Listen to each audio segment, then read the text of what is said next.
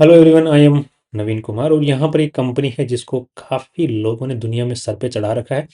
उस कंपनी का आईपीओ आ रहा है। कंपनी का नाम है स्टड एक्सेसरीज लिमिटेड और यहाँ पर 30 अक्टूबर से 3 नवंबर के बीच में इस कंपनी का आईपीओ खुलने वाला है और 585 का यहाँ पर अपर बैंड सेट किया गया है और 455 करोड़ रुपीस टोटल कमा रही है, मतलब उठा रही है मार्केट से। वो सारे पैसे कंपनी के जो प्रमोटर्स हैं उनके पास में जा रहे हैं, बिकॉज वो अपना स्टेक यहाँ पर सेल कर रहे हैं। कंपनी के पास में एक भी पैसा नहीं जा रहा है।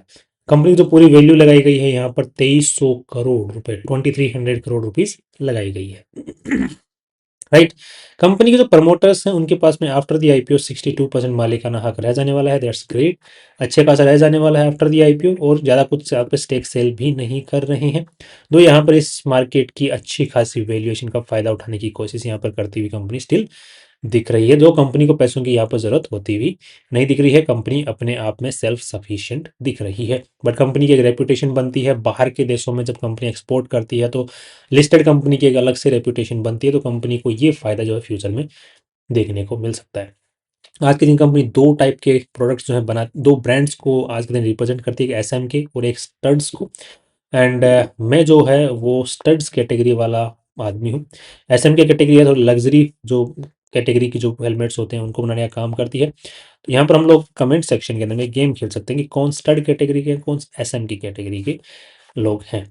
राइट। तो I am under the studs category. नाम में भी स्टड है यार, एसएम के तो कम ऑन।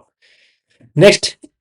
नेक्स्ट यहाँ पर देखने को मिलता है कि कम जो कंपनी के जो प्रमोटर्स हैं कौन से यहाँ पर कितना स्टेक सेल कर रहे हैं उनकी आप लोग लिस्ट यहाँ पर देख सकते हैं। और यहाँ पर प्रमोटर्स तो यहाँ पर 3 प्रमोटर एंड प्रमोटर ग्रुप के लोग दिख रहे हैं। बाकी इसके अलावा other share holders, that means कि जिन्होंने पहले ही कंपनी के शेयर्स ले रखे थे और अभी वो बेच रहे हैं, उस कैटेगरी के लोग भी यहाँ पर अच्छे खासे देखने को मिल रहे हैं। राइट। नेक्स्ट यहाँ पर कंपनी को आज के दिन जो डायरेक्शंस दे रहे हैं, फिर कंपनी के अंदर जिनका सबसे ज़्यादा मालिकाना हक है उनका नाम है मधु भूषण खुराना जी। दूसरे हैं सिद्धार्थ भूषण खुराना जी।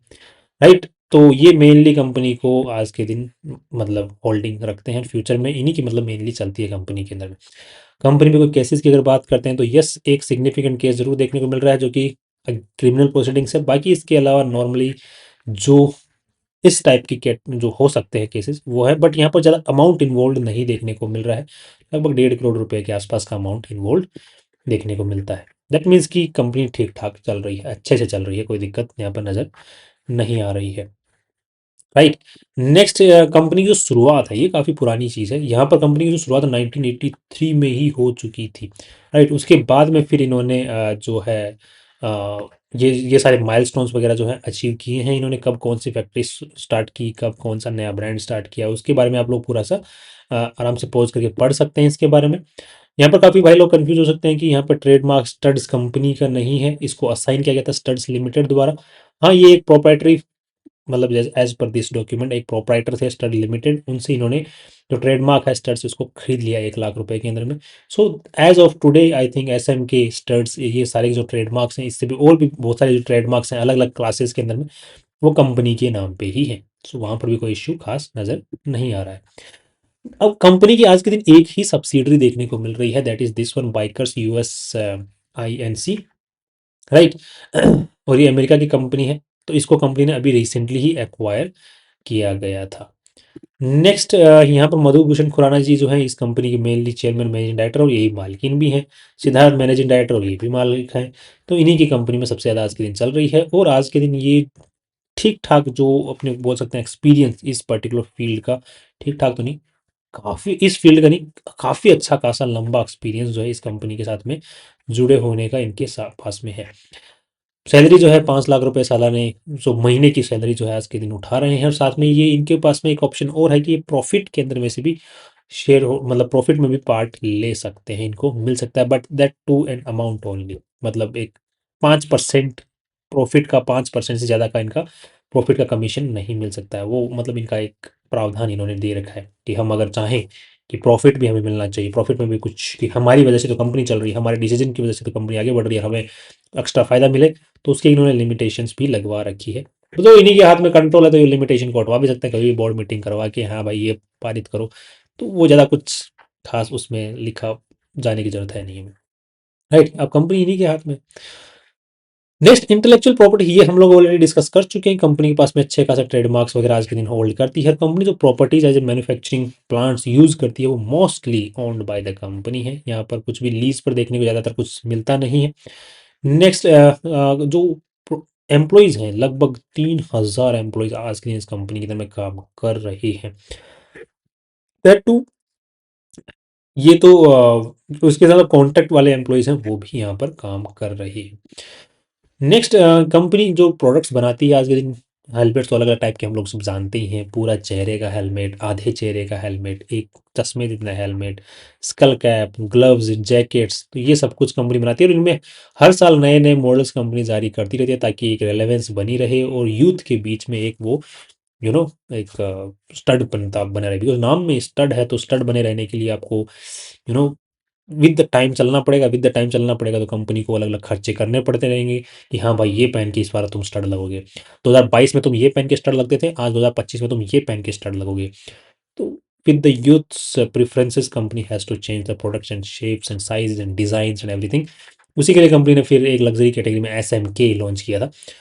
राइट, उसी चीज़ को कैटर करने के लिए मेनली कि यार जो लग्जरी प्रोडक्ट वाले जो है उनको भी थोड़ा सा लुभा लिया जाए। तो 2015-16 में SMK लॉन्च हुआ था। आज ये रॉ मटेरियल्स कंपनी यूज़ करती है अपने प्रोडक्ट्स में, दैट्स ओके। यहाँ पर ये जो हम लोग चीज़ मेनली देख पा रहे हैं, ये बहुत अच्छी चीज़ है कि कंपनी के जो कैपेसिटी यूटिलाइजेशन है वो काफ़ी अच्छा खासा कंपनी यूटिलाइज कर पा रही है। 86, 94, 93, बहुत ही अच्छे खासे तरीके से कंपनी अपना यूटिलाइजेशन कर पा रही है अपनी फैक्ट्रीज का। यहाँ पर भी देखने को मिल रहा है कि yes this is also a good, these are also good numbers.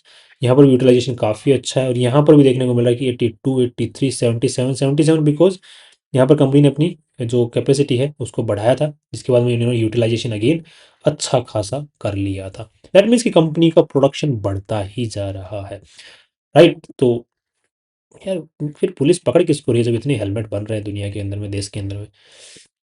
Next यहाँ पर ये है SM की कैटेगरी के जो हेलमेट्स होते हैं उनकी जो प्राइस रेंज होती है वो मेनली 4000 से शुरुआत होती है। 4000 के बाद में उनकी शुरुआत है, इसलिए बोले ना SM की लग्जरी।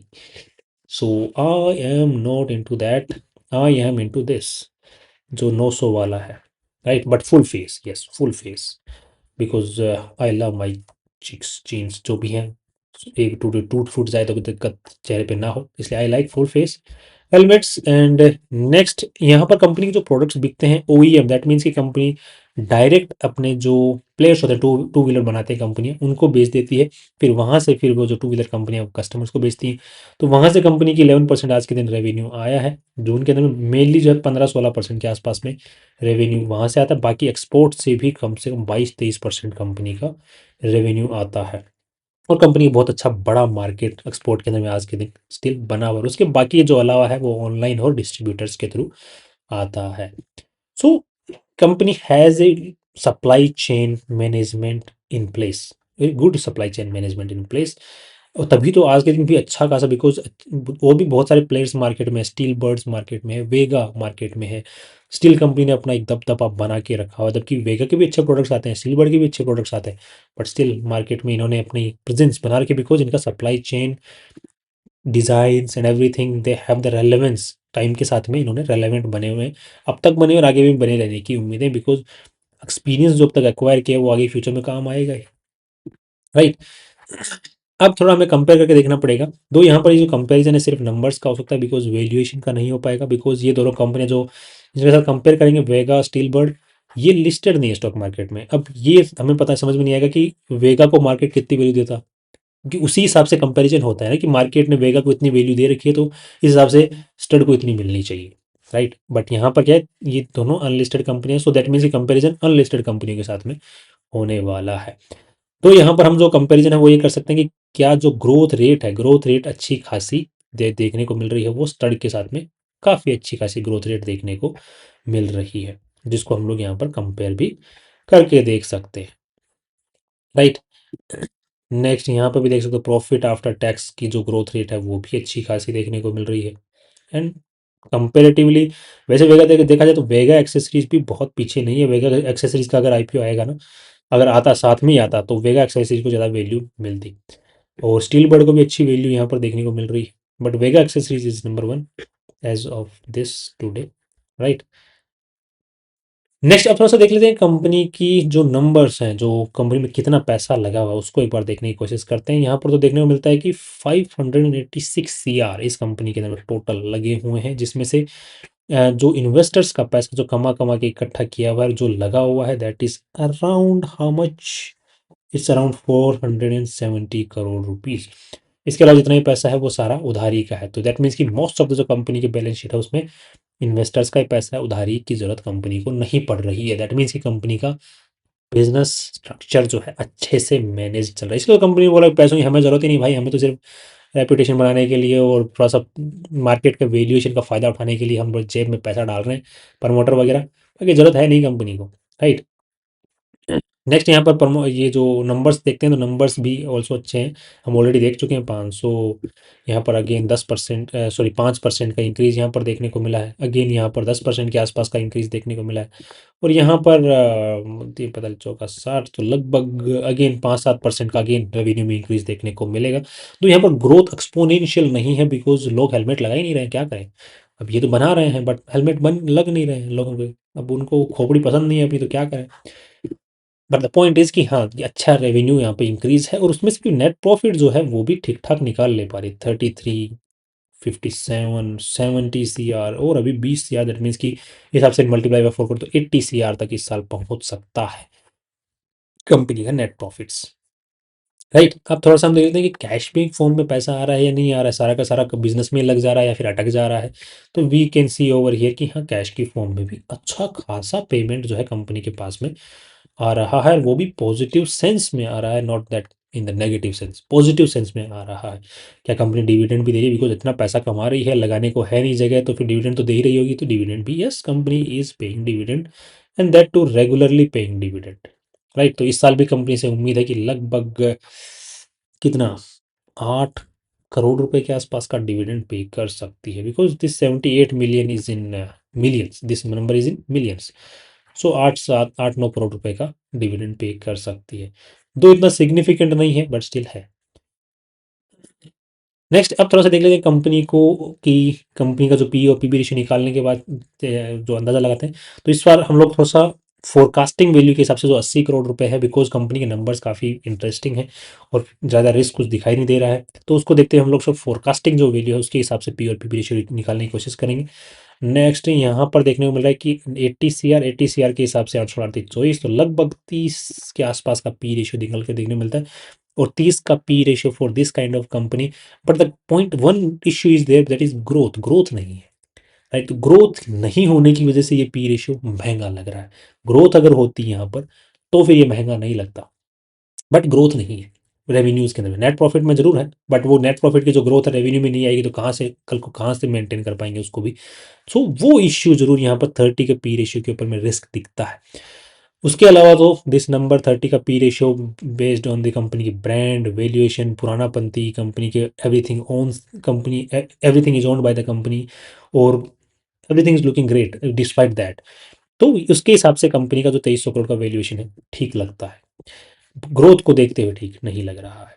नेक्स्ट पीबी रेशियो की अगर हम लोग बात करते हैं नेटवर्थ, तो यहाँ पर देखने को मिल रहा है कि 470 करोड़ रुपए, 470 के 5 लगभग 4 5 का पीबी रेशियो, 5 का पीबी रेशियो। अगेन पुरानी कंपनी है काफ़ी, तो supply chain management and everything को सबको देखते हुए गुडविल की इतनी वैल्यू आराम से बन सकती है। सो आई एम होपफुल कि पीबी रेशियो भी 5 का अच्छा है, राइट, बिकॉज मार्केट की किंग है आज के दिन ये।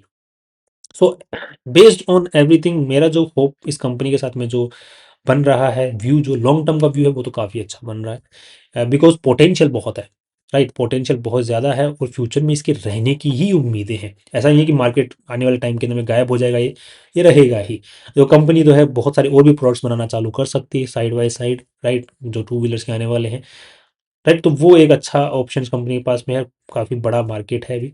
तो I think this valuation is good, long term के हिसाब से ठीक है, शॉर्ट टर्म के हिसाब से भी आई एम होपफुल, एंड लिस्टिंग की तो ज़्यादा की उम्मीद नहीं है, बट 15% के आसपास का लिस्टिंग है। अगर मार्केट पॉजिटिव साइड में रहता है, निफ्टी थोड़ा बहुत, अगर नेगेटिविटी आ जाएगी मार्केट में तो अलग बात है, बाकी I am hopeful in the listing gain as well. That's all my view is about this whole company, and finally see you tomorrow.